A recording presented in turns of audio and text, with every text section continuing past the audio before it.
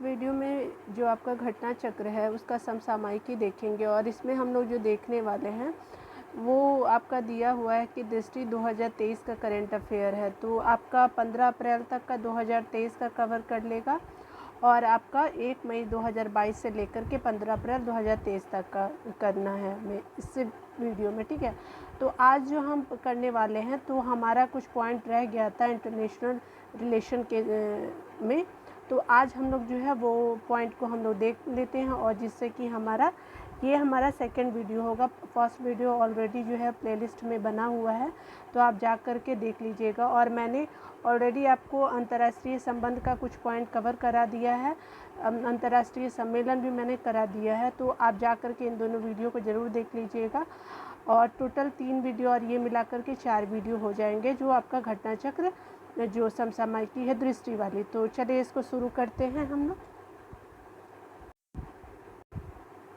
हमने previous video में जो है वो ऑस्कर अवार्ड देख लिया था, तो आपका 95 ऑस्कर अवार्ड जो पुरस्कार 2023 जो था उसको हमने देख लिया था। आज हम लोग करने वाले हैं लेखाटन जो समृद्धि सूचकांक है, तो उसको इस वीडियो में हम लोग देख लेते हैं। इसमें क्या बोल रहा है कि चलिए शुरू करते हैं। इस वीडियो में बोल रहा है कि आपका जो है इसमें बता रहा है कि जो आपका विश्व के विभिन्न देशों में समृद्धि के स्तरों की तुलना हेतु एक अंतर्राष्ट्रीय गैर सरकारी संगठन लेगाटम इंस्टीट्यूट बोला जाता है द्वारा प्रतिवर्ष इसको क्या किया जाता है, इसको जारी किया जाता है। और इसमें क्या किया जा रहा है कि आपका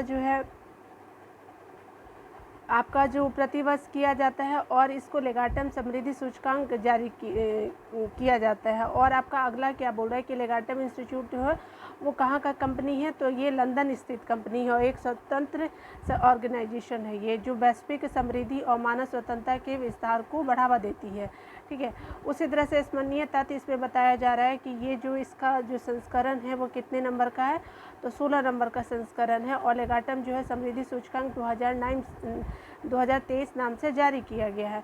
और इसमें क्या बताया गया कि 8 क्षेत्रों को बताया गया है, यूज़ किया गया है और कवर कितने कंट्री को किया गया है, तो 167 जो देश है उसको कवर किया गया है।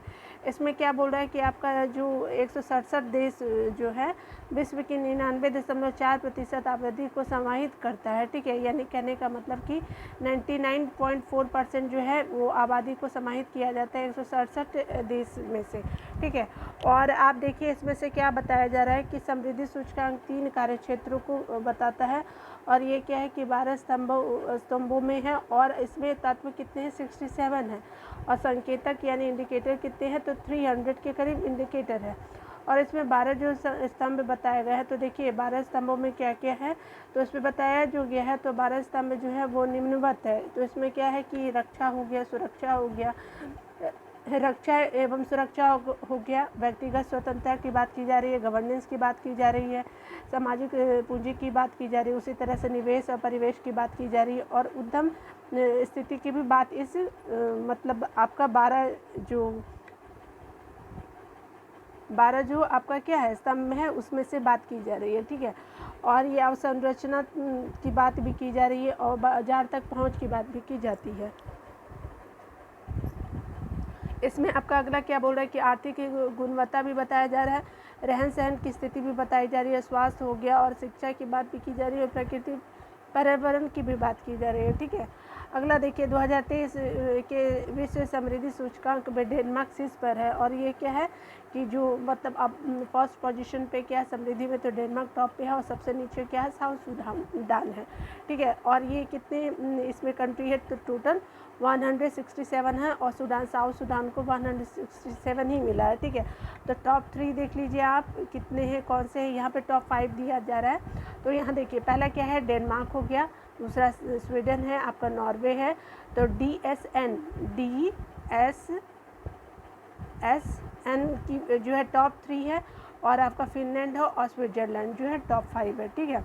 आइए इसमें और पॉइंट जो है देख लीजिए। लेखाटम जो है वो समृद्धि सूचकांक जो जारी की गए, तो सबसे इम्पॉर्टेंट है कि भारत का कितना रैंक है, तो 103 रैंक है और 2022 में कितनी थी, तो 100 नंबर पे भारत था, ठीक है। तो आपका कितना 3 अंक और नीचे चला गया भारत। और इसमें एक बताया जा रहा है कि 2023 में पश्चिमी यूरोप विश्व का सर्वाधिक समृद्ध माना गया है। ठीक है, इसमें बताया गया 2023 के अनुसार इसमें बोला गया है। और इसमें आपका जो है वो आपका मोस्ट प्रोस्पेरस जो आपका पश्चिमी यूरोप है उसको माना गया है। ठीक है, 2023 के अनुसार। चलिए आगे देख लेते हैं कि इसमें क्या बोला। आर्थिक स्वतंत्रता सूचकांक जो आई है, तो देखिए इसको कब से जारी किया जाता है, तो 1995 से इसको प्रकाशित किया जा रहा है और एक वार्षिक रिपोर्ट है, यानी वर्ष हर साल आता है ये। ठीक है, और ये इसको किसके द्वारा किया जाता है, तो वाशिंगटन डीसी स्थित विचार मंच है, थिंक टैंक है जिसको बोलते हैं। तो आपका द हेरिटेज फाउंडेशन द्वारा इसको इस्टेब्लिश किया गया है, प्रकाशित किया जाता है आर्थिक स्वतंत्रता सूचकांक को। इसमें क्या बात ये की जा रही है कि सूचकांक के अंतर्गत क्या है कि आपका जो विश्व के देशों को आर्थिक स्वतंत्रता का मापन चार व्यापक नीतिगत क्षेत्रों में विभक्त 12 विवरण निम्नवत है। ठीक है, 4 व्यापक क्षेत्र है और इसमें क्या है कि आपका मात्रात्मक गुणात्मक घटकों के आधार पर किया गया है। और देखिए इसमें क्या है, विधि नियम जो है, संपत्ति का अधिकार है, विधि नियम है आपका, जिसमें कि विधि नियम में क्या है, संपत्ति का अधिकार हो गया, सरकारी सत्यनिष्ठा हो गया, न्यायिक प्रभावशालिता हो गया। और आपका इसमें क्या है कि जो विधि नियम जो है उसमें क्या क्या चीज़ें शामिल की गई है, तो संपत्ति का अधिकार हो गया, सरकारी सत्यनिष्ठा हो गया और न्यायिक प्रभावशीलता जो है विधि नियम में है। ठीक है, उसी तरह से सेकंड क्या है कि आपका सरकार का आकार जो है ये किस तरह का बात किया जा रहा है सेकंड पॉइंट में, तो सरकारी खर्च का बात किया जा रहा है, कर का बोझ है, राजकोषीय स्थिति की बात की जा रही है। और तीसरा जो है वो उसमें क्या बात किया जा रहा है कि व्यावसायिक स्वतंत्रता और श्रम स्वतंत्रता और मौद्रिक स्वतंत्रता की बात की जा रही है थर्ड में, यानी आपका रेगुलेटरी इफिशियंसी की बात की जा रही है। और आपका खुले बाजार में क्या बोला जा रहा है कि व्यापार स्वतंत्रता हो गया, निवेश स्वतंत्रता हो गया, वित्तीय स्वतंत्रता जो है वो खुले बाजार में इसके अनुसार इसको दर्ज किया गया है। तो देखिए जो ये पब्लिश हुआ है आर्थिक स्वतंत्रता सूचकांक, तो आपका कब पब्लिश हुआ है, तो 27 फरवरी 2023 को। और ये इसका कितने नंबर का संस्करण है, तो 29 नंबर का संस्करण है। और इसमें बोल रहा है क्या कि विश्व के 184 स्वायत्त देशों की आर्थिक नीति और स्थितियों का तुलनात्मक इसमें अध्ययन किया जाता है। ठीक है, कि दूसरे देशों के साथ किस तरह की स्थिति है। इसमें जो बात किया जा रहा है, तो आपको क्या बोल रहा है कि 4 देश जो है, इसमें बताया जा रहा है कि 4 देश जो है आपका क्या है कि आपका जो सिंगापुर हो गया, स्विट्जरलैंड, आयरलैंड, ताइवान जो है अत्यधिक आर्थिक स्वतंत्र स्कोर पाए हैं, यानी 80 या उससे अधिक प्राप्त हुआ है और आर्थिक रूप से स्वतंत्र है, यानी सिंगापुर, स्विट्जरलैंड, आयरलैंड और ताइवान जो है इकोनॉमिकली फ्री श्रेणी में उनको रखा गया है और 80+ इनको स्कोर दिए गए हैं। और इसी तरह से आपका अगला क्या बोल रहा है कि 50 से लेकर के 59.9 जो मध्य स्कोर जो लाया गया है, तो 65 अर्थव्यवस्था को प्राय गैर स्वतंत्र की श्रेणी में रखा गया है। ठीक है, तो ये 65 हो गए।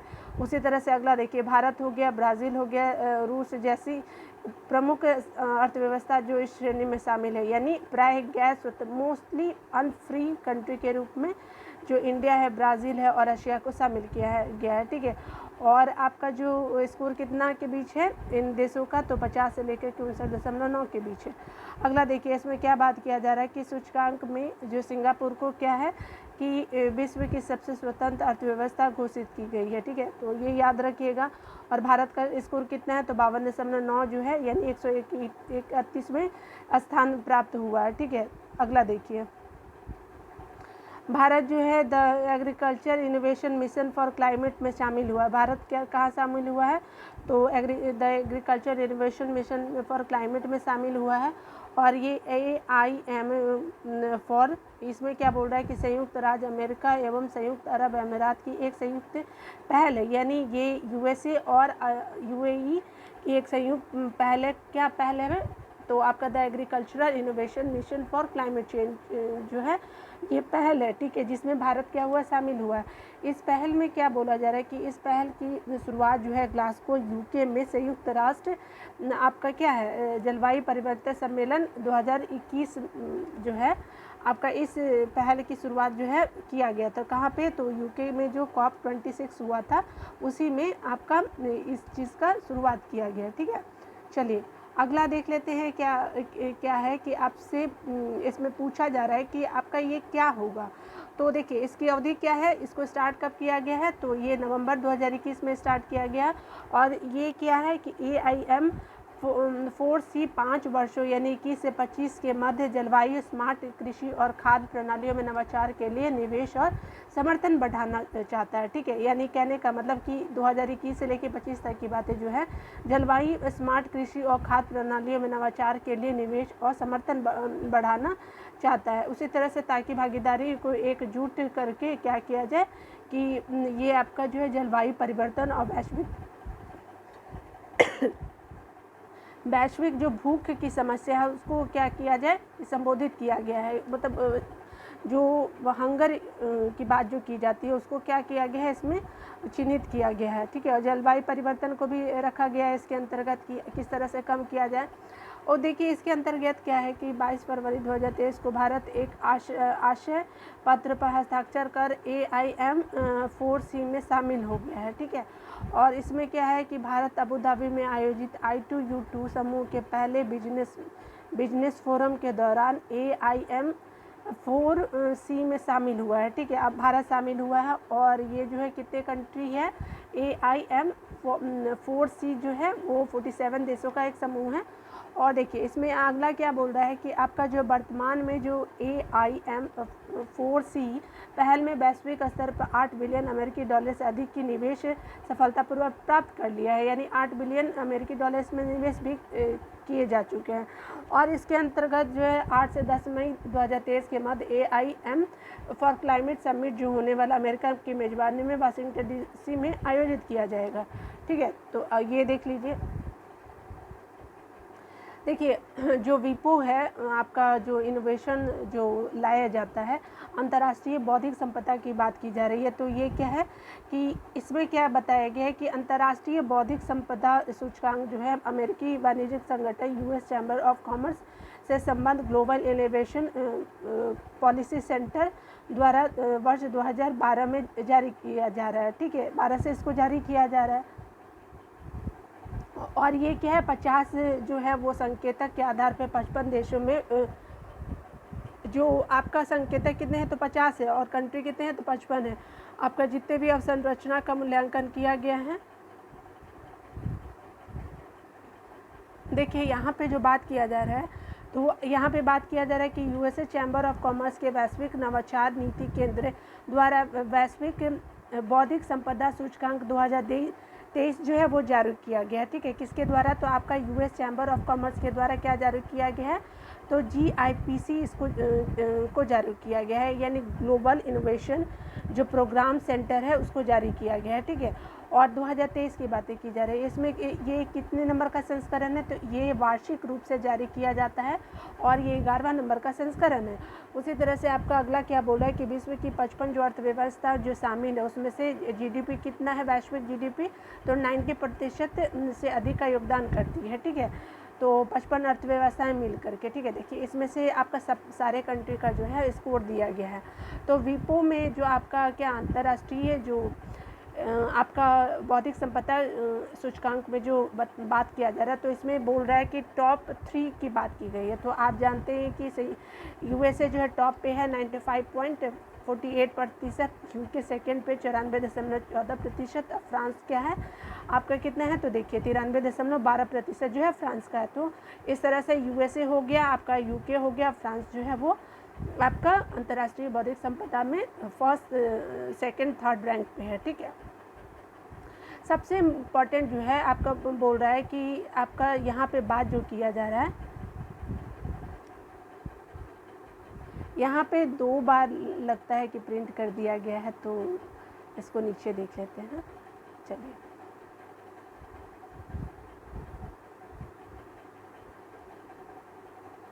उसी तरह से जो अंतिम 3 की बातें जो की जा रही है, तो अंतिम 3 की बातें जो की जा रही है इसमें क्या है कि वेनेजुएला जो है वो 55 है और 54 कितने कौन है, रशिया को रखा गया और 53 जो है अल्जीरिया को रखा गया है। यानी आपका जो देखिए अल्जीरिया हो गया, फिर उसके बाद आपका रशिया हो गया, उसके बाद आपका वेनेजुएला हो गया। ठीक है, तो इस तरह से आप याद रखिएगा कि अंतिम 3 देश कौन है।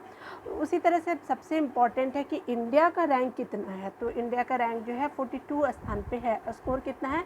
38.64 जो है वो स्कोर है किस में? बौद्धिक संपदा सूचकांक में, जो अंतर्राष्ट्रीय है, ठीक है। और 55 देशों में से जो इंडिया है 42 रैंक पे है और स्कोर कितना पाया है? तो 38.64% मिला है इंडिया को। उसी तरह से क्षेत्रीय दृष्टि से भारत एशिया में 15 देशों की सूची में 12वें स्थान पे है, यानी एशिया में ये 15 देशों में 12वें स्थान पे है, ठीक है। चलिए देखिए अगला, देखिए इसमें क्या बोल रहा है कि भारत को किस वर्ग में रखा गया है। तो निम्न मध्यम आय वाली अर्थव्यवस्था की श्रेणी में रखा गया है। लो मिडिल इनकम जो इनकम इकोनॉमिक्स है उसमें इसको शामिल किया गया है, किसको? इंडिया को, ठीक है। तो चलिए 42 तो रैंक इंडिया को मिला है आर्थिक बौद्धिक अंतर्राष्ट्रीय बौद्धिक संपदा सूचकांक में, ठीक है। और स्पेशली आपका इसमें रैंक स्कोर भी पूछ दिया जाता है परसेंटेज वाइज। 38.64 जो है आपको परसेंटेज वाइज भी है। देखिए अगला जो है भ्रष्टाचार बोध सूचकांक की बात की जा रही है कि आपका जो भ्रष्टाचार बोध सूचकांक जो है वो किसके द्वारा जारी किया जाता है। तो देखिए यहाँ पे जो जारी किया गया है आपका जारी करता है ट्रांसपेरेंसी इंटरनेशनल, जो सचिवालय कहाँ है? जर्मनी के बर्लिन में है, ठीक है, ट्रांसपेरेंसी इंटरनेशनल का। और ये कब से जारी किया जा रहा है? तो 1995 से इसको जारी किया जा रहा है और प्रतिवर्ष ये जारी किया जाता है। उसी तरह से इस सूचकांक के तहत विश्व के देशों एवं क्षेत्रों को वहाँ व्याप्त भ्रष्टाचार के आधार पर रैंक प्रदान की गई है। और आगे आपका क्या है कि भ्रष्टाचार बौद्ध सूचकांक 2022 में 13 सर्वेक्षण और विशेषज्ञ मूल्यांकनों के आधार पर विश्व के 180 देशों और क्षेत्रों को सार्वजनिक क्षेत्र में व्याप्त भ्रष्टाचार के आपके क्या स्तरों के अनुरूप रैंकिंग प्रदान की गई है। यानी टोटल कंट्री कितने हैं? 180 है, ठीक है। और देखिए इसमें क्या बोला गया है कि 0 से लेकर के कितने अंकों तक की विस्तारित है? तो 100 अंकों तक है। जहाँ 0 का अर्थ क्या है? सर्वाधिक भ्रष्ट तथा 100 का अर्थ क्या है? सर्वाधिक ईमानदार होने का है, ठीक है। यानी 0 जो है कि आपका क्या बोलता है कि सर्वाधिक भ्रष्ट है, यानी पूरी तरह से ख़त्म है। और सर्वाधिक जो क्लीन बोला जाता है, वेरी क्लीन, तो आपका 100 होगा तभी, ठीक है। तो चलिए इसमें देखते हैं अगला क्या बोल रहा है कि जो ट्रांसपेरेंसी इंटरनेशनल जो है वो भ्रष्टाचार बोधकांक सूचकांक 2022 जारी किया गया है, जिसको करप्शन परसेप्शन इंडेक्स 2022 रिपोर्ट बोला जाता है। और इसको ये जो रिपोर्ट है वो कितने नंबर का है? तो ये 28वां संस्करण है, ठीक है। प्रतिवर्ष इसको जारी किया जाता है, याद रखिएगा। और डेनमार्क जो है उसको स्कोर कितना मिला है? तो 90 स्कोर मिला है, जो टॉप पे है। और आपका सोमालिया जो है 12 जो है सबसे निचले स्थान पे है, याद रख लीजिएगा। डेनमार्क और आपका सोमालिया जो है वो भ्रष्टाचार सूचकांक में एक टॉप पे है डेनमार्क, और सोमालिया सबसे नीचे है, ठीक है। देखिए डेनमार्क हो गया, DFN याद रख लीजिएगा। तो DFN जो है वो क्या है कि आप यहाँ पे देखिए, यहाँ पे डेनमार्क है, फिनलैंड है और आप न्यूजीलैंड है, ठीक है। तो डेनमार्क को 90 मिले हैं स्कोर और 87 मिले हैं इन लोगों को, जो फिनलैंड और दूसरे कंट्री है। देखिए आपका जो सर्वाधिक भ्रष्टाचार जो है वो 3 देश जो हैं वो अधिक भ्रष्ट हैं, ठीक है। तो देखिए सबसे लास्ट सोमालिया है, फिर सीरिया है और फिर साउथ सूडान है, जो आपको रैंक मिले 180 और 178 और 178। उसी तरह से भारत का देख लीजिए कि भ्रष्टाचार सूचकांक बोध सूचकांक में कितना रैंक है। तो 40 अंक मिले हैं और आपका किस रैंक पे है? तो 85 रैंक पे है, ठीक है। उसी तरह से देखिए 2021 की बात की जा रही है में भी भारत को 40 अंक यानी 50वीं रैंक प्राप्त हुए थे, ठीक है। 21 में भी किस स्थान पे थे? तो 50वीं रैंक पे ही था इंडिया। और 22 में भी कोई सुधार नहीं हुआ है भ्रष्टाचार बोध सूचकांक में, ठीक है। देखिए ब्रिक्स देशों की रैंकिंग में बोल रहा है कि भारत के अतिरिक्त साउथ अफ्रीका हो गया आपका 72 रैंक पे है, ब्राज़ील 94 पे है और रशिया जो 137 पे है और चाइना 65 स्थान पे है, ठीक है। तो याद रखिएगा इस तरह से। एक अगला बोल रहा है कि भारत वासेनार व्यवस्था का अध्यक्ष बना है। ठीक है, तो आप देखिए वासेनार व्यवस्था होता क्या है। तो देखिए यहाँ पे बात किया जा रहा है कि एक बहुपक्षीय स्वैच्छिक निर्यात नियंत्रण व्यवस्था है। ठीक है, वासेनार व्यवस्था, इसमें क्या किया जाता है कि जो पारंपरिक हथियार और दोहरे उपयोग वाली एवं तकनीकों के हस्तांतरण की निगरानी करता है। ठीक है, यानी जितने भी वेपन्स है उसका हस्तांतरण जो किया जाता है उसका निगरानी करता है। और वासेनार जो है द हेग नीदरलैंड में स्थित एक उपनगर के नाम से लिया गया है। यानी वासेनार जो नाम है वो जो द हेग नीदरलैंड में स्थित उपनगर है। ठीक है, तो उससे लिया गया है। और यहाँ यह समझौता 1995 हस्ताक्षरित हुआ था। ठीक है, और ये जो समझौता हुआ था 95 में ही सिग्नेचर किया गया था इसमें। ठीक है, और ये क्या हुआ था कि इस अर्थव्यवस्था की औपचारिक शुरुआत कब से हुई थी, तो 96 से 1996 से किया गया। और सचिवालय वियना जो है वो ऑस्ट्रिया वियना में सचिवालय है। ठीक है, और जो आपका वासेनार जो है, ठीक है, उसका उसी तरह से देखिए यहाँ पे 42 सदस्य हैं। और आपका जो इंडिया सदस्य कब बना, तो 2017 से इंडिया सदस्य बना। और 4 जो है अस्थाई सदस्य हैं, संयुक्त राष्ट्र के 4 सदस्य जो हैं वो आपके वासेनार के भी सदस्य हैं। ठीक है, तो कौन कौन है, तो रशिया हो गया, अमेरिका हो गया, यूके हो गया, फ्रांस हो गया, जो वासेनार के अस्थाई सदस्य हैं। ठीक है, और ये व्यवस्था के सदस्य हैं और चीन इसका सदस्य नहीं है। ठीक है, इसमें याद रखिएगा कि आपसे पूछ सकता है कि आपका इसमें से कौन है कौन नहीं है, तो आप याद रखिए कि चाइना नहीं है। ठीक है, आइए, और इंडिया तो है ही नहीं। देखिए इसमें क्या बोल रहा है कि आपका जो है भारत के आधिकारिक तौर पर वासेनार व्यवस्था के पूर्ण सत्र की अध्यक्षता ग्रहण की है, यानी मतलब 2023 से। ठीक है, जनवरी में। और आपका 30 नवंबर से 1 दिसंबर 2022 के मध्य वियना में वासेनार व्यवस्था की 26वीं वार्षिक पूर्व बैठक का आयोजन किया गया था। ठीक है, कितने नंबर का पूर्व बैठक था ये, तो 26वां नंबर का था। और ये अध्यक्षता सौंपी गई है भारत को। ठीक है, और इसी बैठक में भारत को अध्यक्षता सौंपी गई है, लेकिन ये इसका क्या है, मतलब अस्थाई मेंबर नहीं है इंडिया। ठीक है, तो आपसे पूछ सकता है अस्थाई मेंबर है। ठीक है, उसी तरह से देखिए इसमें क्या है कि 1 साल के लिए इसको कार्यकाल मिला है इंडिया को। और कब ख़त्म हो जाएगा, तो 1 जनवरी से स्टार्ट होकर के 31 दिसंबर 2023 तक ख़त्म हो जाएगा।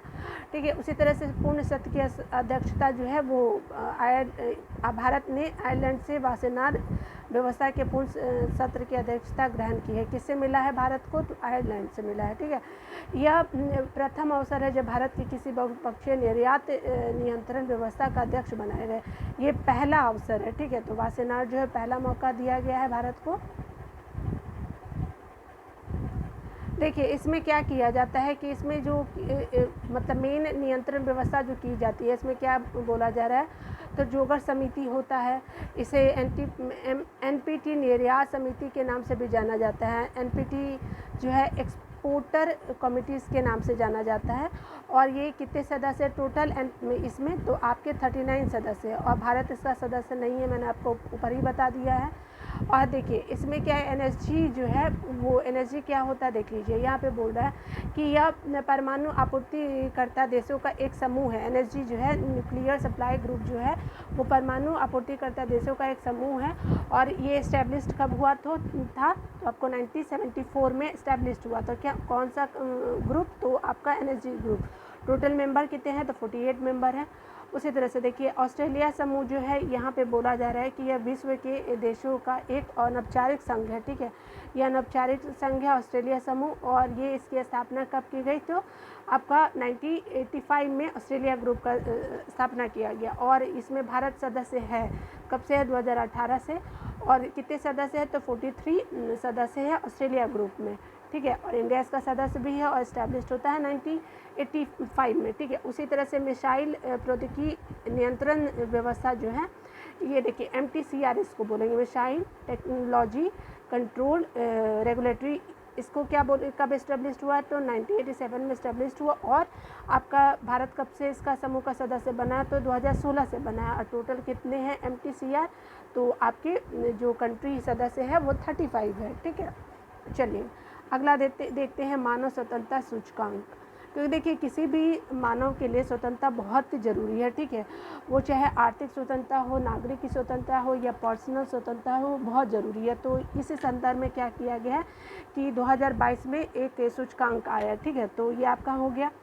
उसी तरह से देखिए ये इसमें इम्पॉर्टेंट बातें कहाँ क्या है कि आपका देखिए 2023 में ये जनवरी में होता है।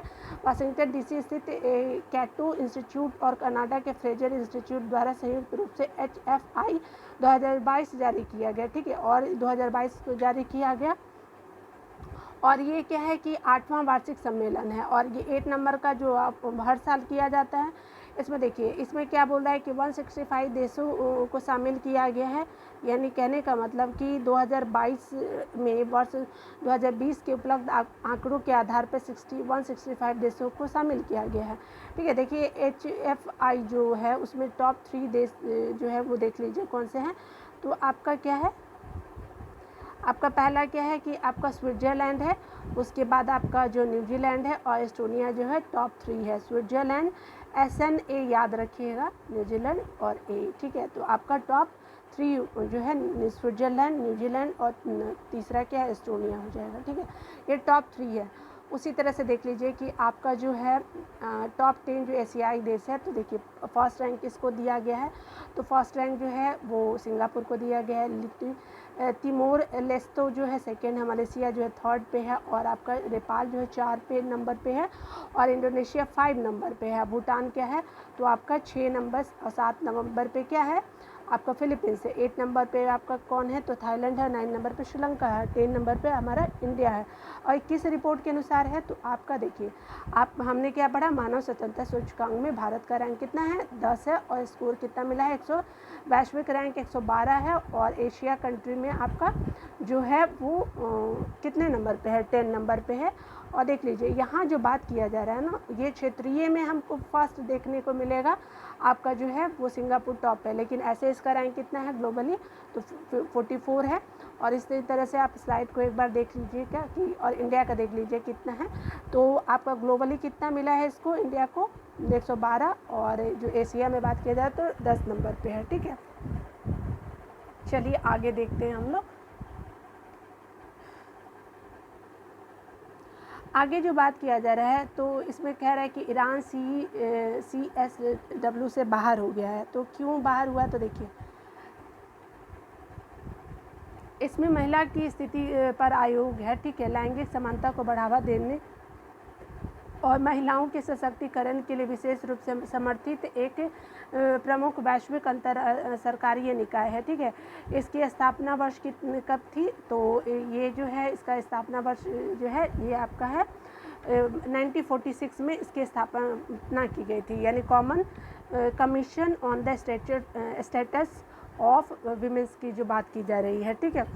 उसी तरह से देखिए आगे जो बात किया जा रहा है, तो आपका यह संयुक्त राष्ट्र आर्थिक और सामाजिक परिषद का एक कार्यात्मक आयोग है, ठीक है। और ये क्या है कि ये आपका कार्यात्मक आयोग है और संयुक्त राष्ट्र के 45 सदस्य राष्ट्र किसी एक समय पर इस आयोग के सदस्य के रूप में कार्य करते हैं, ठीक है। यानी जो है 45 सदस्य जो है इस आयोग के सदस्य के रूप में कार्य करते हैं, ठीक है, संयुक्त राष्ट्र के जो सदस्य हैं। उसी तरह से आपके 45 जो सदस्य हैं वो प्रतिवर्ष इस आयोग में शामिल होते हैं और इसमें क्या होता है कि इसका चुनाव आर्थिक और सामाजिक परिषद पर समान भौगोलिक वितरण के आधार पर किया जाता है और सदस्यों का चुनाव 4 वर्ष की अवधि के लिए किया जाता है, यानी 4 ईयर्स के लिए सदस्यों का चुनाव किया जाता है। और भारत CSW का सदस्य है और इसका कार्यकाल वर्ष 2025 तक है, ठीक है।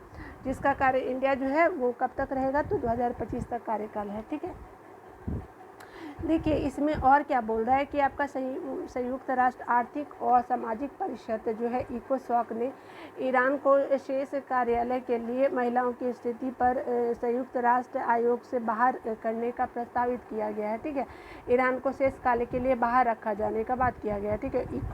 शौक के द्वारा, ठीक है, 2022 में ये बात कही गई, ठीक है। उसी तरह से आपका CSW में ईरान का कार्यकाल 2026 तक प्रस्तावित था, लेकिन अब इसको बाहर करने की बात की गई है और ये बाहर कर भी दिया गया है, ठीक है। और देखिए इसमें संयुक्त राष्ट्र अमेरिका द्वारा क्या है कि प्रस्तुत प्रस्ताव के पक्ष में 29 देशों ने मतदान किया था कि हाँ ईरान को जो है बाहर कर दिया जाए, ठीक है।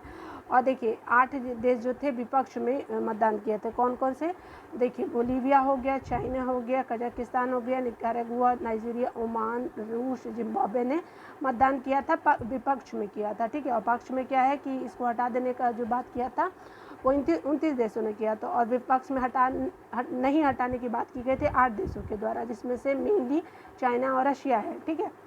अगला ये देखिए मतदान में भाग किसने नहीं लिया था, तो आपका 16 देशों ने मतदान में भाग ही नहीं लिया था, उसमें से इंडिया भी था, ठीक है। तो इस तरह से आपका 16 देशों ने भाग नहीं लिया, जिसमें से इंडिया भी भाग नहीं लिया इसमें।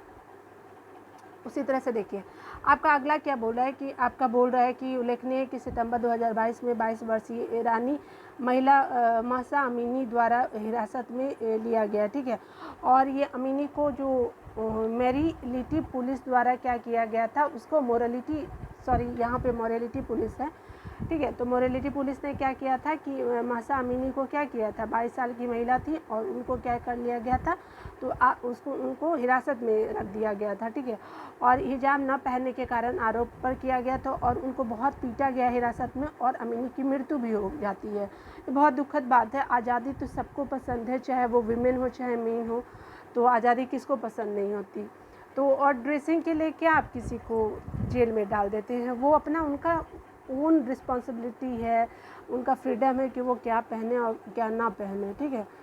और देखिए ईरान में व्यापक स्तर पर विरोध प्रदर्शन शुरू हुए हैं, ठीक है। और ये क्या है कि ईरान में इसके बाद क्या हुआ कि बहुत ज़्यादा जो है वो विरोध प्रदर्शन हुआ, और पुलिस भी ईरान की बहुत क्रूर हो गई, और इसमें ईरान को CSW से बाहर करने का प्रस्ताव पारित कर दिया गया, ठीक है। काफ़ी आपने देखा होगा कि न्यूज़ में किस तरह से प्रॉब्लम हुआ था। देखिए अगला बात किया जा रहा है कि विश्व प्रतिभा जो सूचकांक रैंकिंग की बात की जा रही है कि विश्व प्रतिभा रैंकिंग जो 2022 की आ गई आई है। तो देखिए ये कब से जारी किया जा रहा है, तो 2023 से इसको जारी किया जा रहा है। और इस रैंकिंग में किसी देश को अपने घरेलू प्रतिभाओं को कौशल या योग्यता को विकसित करने की क्षमता का मूल्यांकन किया गया है। और इसमें क्या किया गया है कि जो प्रतिभागी हैं वो आकर्षित करने के साथ साथ स्थानीय जो प्रतिभागी हैं वो भी इसमें देश में रोक कर रखने की क्षमता का आकलन किया गया है। स्थानीय प्रतिभाओं को देश में रोककर किस तरह से रोका जाता है इसका भी आकलन किया गया है, ठीक है। देखिए IMD जो किया गया है, तो IMD क्या international institute of management development जो है वर्ल्ड कम्पिटिटिवनेस सेंटर द्वारा किया गया है विश्व प्रतिभा रिपोर्ट, ठीक है। और ये क्या है जारी की गई है, ठीक है।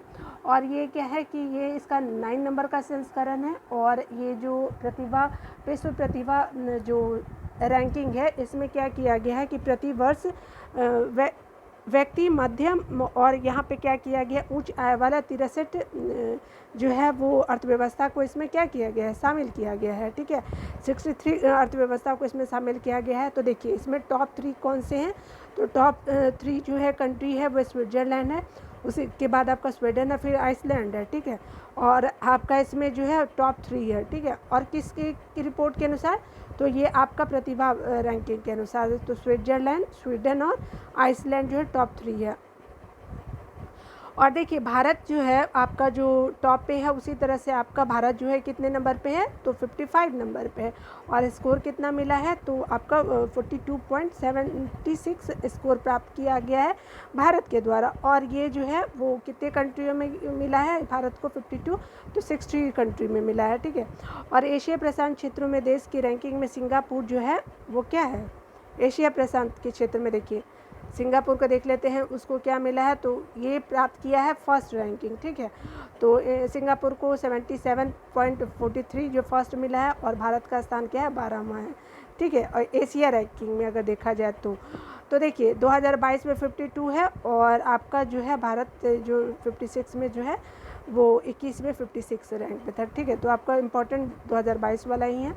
आइए अगला देख लेते हैं। Time person of the year की बात की जा रही है, तो इसमें क्या बात किया जा रहा है कि आपका 2007 मतलब ये 7 दिसंबर 2022 में अमेरिका की प्रतिष्ठित क्या है आपकी अंतर्राष्ट्रीय पत्रिका है टाइम। तो 2022 की रिपोर्ट जो आई है time person of the year में क्या बोला गया है कि यूक्रेन के जो राष्ट्रपति है वोलोदिमीर ज़ेलेंस्की और यूक्रेन की जो भावना है उसको क्या किया गया है कि दोनों को एक साथ ही दिया गया है, आपको time person of the year घोषित किया गया है। ठीक है, इसमें क्या किया गया है घोषित किया गया है और इसमें क्या किया गया है कि यूक्रेन मई 2019 में छठे प्रधान राष्ट्रपति के रूप में पद ग्रहण किए गए थे। यानी कहने का मतलब कि जो वोलोदिमीर ज़ेलेंस्की जी जो हैं वो 2019 में राष्ट्रपति बनते और यूक्रेन के छठे राष्ट्रपति बनाए जाते हैं।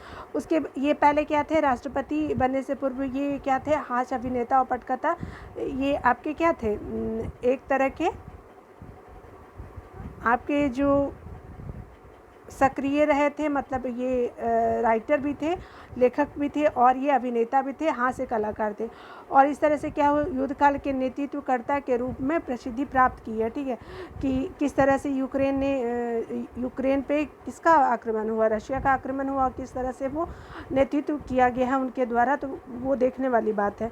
उनके साहस और वीरता के लिए उन्हें चेक गणराज्य के सर्वोच्च राजकीय सम्मान the order of the white lion से सम्मानित किया गया है। ठीक है, और किए जाने की बात की गई है। उसी तरह से आगे देखिए इसमें क्या बात किया जा रहा है कि जुलाई 2022 में पोलैंड के जीवाश्म विज्ञानियों के एक समूह ने 150 मिलियन वर्ष पुराने फेदर स्टार जीवाश्म का नामकरण वोलोदिमीर ज़ेलेंस्की के नाम पे किया गया है। क्या है, तो फेदर स्टार है जो 150 मिलियन वर्ष पुराना है। ठीक है, और जो पोलैंड के जो जीवाश्म विज्ञानी उनके द्वारा तो यूक्रेन के राष्ट्रपति के नाम पे क्या कर दिया, रख दिया गया है। उसी तरह फेदर स्टार क्या होता है, तो ये एक समुद्री जीवों का एक विलुप्त प्रजाति है। ठीक है, समुद्री जीव था पहले और ये अब विलुप्त के प्रजाति में इसको माना जाता है। और फाइनेंशियल टाइम्स ने वोलोदिमीर ज़ेलेंस्की को पर्सन ऑफ द ईयर 2022 घोषित किया गया है। देखिए, और अगला क्या है कि हीरोज़ ऑफ द ईयर का जो अवार्ड मिला है द वुमेन ऑफ ईरान को दिया गया है। एंटरटेनर ऑफ द ईयर किसको मिला है, तो ब्लैक पिंक को मिला है जो साउथ कोरियाई पॉप बैंड है। ठीक है, और एथलीट ऑफ द ईयर एरन जज को दिया गया है। उसी तरह आइकन ऑफ द ईयर किसको मिला है, तो आपका मिशेल यो को दिया गया है। ठीक है, मलेशियाई अभिनेत्री है। इनोवेटर ऑफ द ईयर किसको दिया गया है, तो ग्रेगरी रॉबिन्सन जेम्स को दिया गया है। ठीक है, इनोवेटर ऑफ द ईयर किसको दिया गया है, तो ग्रेगरी रॉबिन्सन जेम्स वेब अंतरिक्ष दूरदर्शन का निर्माण करने वाली नासा की कंपनी को दिया गया है। इनोवेटर ऑफ द ईयर जो ग्रेगरी रॉबिन्सन जेम्स वेब अंतर्राष्ट्रीय दूरबीन का निर्माण करने वाली नासा की टीम को दिया गया है। और ब्रेक थ्रू जो है वो किसको, ब्रेक थ्रू आर्टिस्ट किसको दिया गया है ऑफ द ईयर का अवार्ड जो है वो मिकी गैटन को दिया गया है जो अमेरिकी गायक है। ठीक है, चलिए यहाँ पे देख लेते हैं हम लोग कि जो फोर्ब्स विश्व की 100 सर्वाधिक शक्तिशाली महिलाओं की बात की जा रही है। तो देखिए इसमें क्या बोला जा रहा है कि आपका जो 2023 की बात 22 की बात की गई है कि आपका 2022 में जो है वो फोर्ब्स पत्रिका द्वारा विश्व की 100 सर्वाधिक शक्तिशाली महिलाओं की सूची 2022 में जारी की गई और ये 19वां संस्करण था और इसमें 100 सर्वाधिकशाली महिलाओं को शामिल किया गया। उसी में से आपका बोल रहा है कि जो यूरोपीय आयोग की जो अध्यक्ष है उनको क्या दिया गया, शीर्ष जो स्थान पर रखा गया जो जर्मनी की हैं उर्सुला वॉन डेर लेयन को दिया गया है और यूरोपीय सेंट्रल बैंक के अध्यक्ष क्रिस्टीना लेगार्ड को सेकंड और अमेरिका के उपराष्ट्रपति जो हैं कमला हैरिस जी को थर्ड रैंक दिया गया। उसी तरह से सूची में यहाँ यूएस की टेलर स्विफ्ट सबसे युवा 33 साल की शक्तिशाली महिला है। ठीक है, जो यूएसए की है ठीक है, और आपका जो नैन्सी पेलोसी हैं जो उम्रदराज 82 ईयर्स की शक्तिशाली महिला जो यूएसए की है। ठीक है, ये सब आप देख लीजिए। उसके अलावा क्या है कि जॉर्जिया मेलोनी जो इटली की प्रधानमंत्री है, पहली प्रधानमंत्री है, तो ये क्या है पहली बार इसमें शामिल किया गया है। ठीक है, देखिए इसमें आपका क्या बोला सूची में शामिल 2022 में महिलाएं जो हैं उसमें देखिए जो आपके अमेरिका मैरी बरा जो है अमेरिका की ये सीईओ हैं मास्टर की और क्रिस्टलिना जॉर्जिया बुल्गारिया की हैं। और ये क्या है कि 12 रैंक इनको दिया गया है। और IMF की ये क्या है, हेड है। और इसी तरह से आप देखिए साई इंग यांग जो है ताइवान से है, राष्ट्रपति हैं। और ये देखिए आपका जितना भी है आप यहाँ देख सकते हैं, ठीक है। तो आपकी जो मेन जो है कंट्री के लोग जो फीमेल हैं उनको देख लीजिए, ठीक है। उसी तरह से इंडिया को देख लेते हैं जो इम्पोर्टेंट है। आइए, उसमें से क्या बोल रहा है कि जो इंडिया की 6 वुमेन को इसमें जगह मिली है। कौन पहले पे हैं, तो इंडिया में जो 36 नंबर पे वो हमारी वित्त मंत्री निर्मला सीतारमण जी है।